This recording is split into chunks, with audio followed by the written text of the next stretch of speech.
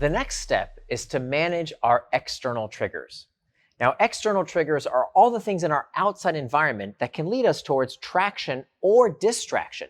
So external triggers are not always bad. In fact, if you think about it, an external trigger that reminds you to do something you plan to do, like pay a credit card bill, can be incredibly helpful. Where an external trigger is harmful is when it leads you away from traction and towards distraction. So when there is a cue in our outside environment that tells us about a big sale or a deal we can't miss, and then we end up making a financial purchase we later regret, that's leading us towards distraction rather than traction. The critical question here is to ask ourselves, is the external trigger serving us or are we serving it? If the external trigger is serving us, great, let's keep it in our life. But if the external trigger is taking us off track, away from what we plan to do, leading towards distraction, then we have got to remove it from our life. Here are a few examples of how you can manage these external triggers in your own life. If you have a bad habit of compulsively buying things online, you may consider removing the external triggers that prompt you to make decisions that you later regret. For example, you can turn off the notification settings for certain e-commerce company apps on your phone.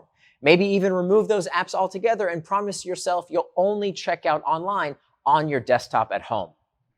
Another source of financial distraction can come from apps that tell us about the gyrations of the stock market or cryptocurrency, when really what we need to do is hold steady and hold firm to our investment plan. Some people find a compulsive tendency to look at the gyrations of the stock market because it plays with this variable reward mechanic, just like a slot machine. So watching the stock market go up and down can be very engaging, maybe even for some people addictive. So if you find yourself constantly checking your stock market portfolio when it doesn't actually change your decision making, or maybe it leads you to bad decisions, perhaps consider removing these apps from your phone so you're not constantly tempted with these external triggers that are not serving you. Some forms of external triggers aren't about the technology we use, but they can actually come in the form of other people, specifically our kids. Every parent knows that kids can be incredibly distracting, especially when it comes to all the money we have to invest in our children's future. My wife and I found that our daughter, as much as we love her, was causing us to make decisions that we later regretted from a financial perspective. Constantly hearing, "Daddy, buy me this, Mommy, get me that," was really mentally taxing. So here's what we did.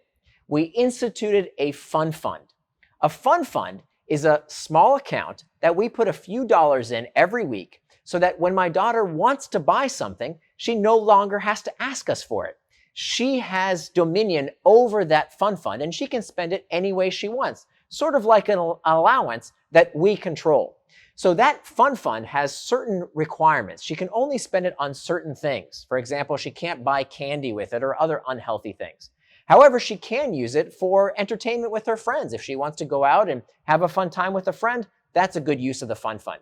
So my daughter no longer has to ask my wife and I for permission. She knows that she can use this fun fund without creating these unnecessary external triggers and without going outside our budget.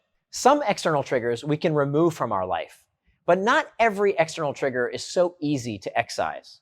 For example, many external triggers in our outside environment prompt us to want more, and oftentimes prompt us to want things we don't really need.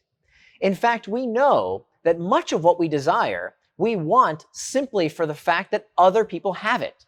This is called memetic desire, and it was first proposed by the psychologist René Girard.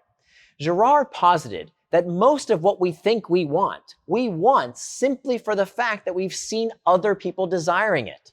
For example, when we see an ad of a gorgeous model holding an expensive item, we don't necessarily need that item, but we want it because of the influence of memetic desire. A luxury brand, a logo, these things influence us to want things we may not necessarily need. How do we fight memetic desire? Well, it starts by looking at objective metrics of quality rather than subjective feelings about what we think we might want. For example, let's say you've been coveting a luxury car. Well, instead of going out and just buying that car based on a feeling, look for objective metrics of that car's quality. You'll often find that the best quality cars, as rated by third parties, are not the luxury brands. So by looking to objective metrics of quality, we're less likely to succumb to memetic desire. By understanding which external triggers serve us and which we are serving, we become much more likely to stay on track and become financially indistractable.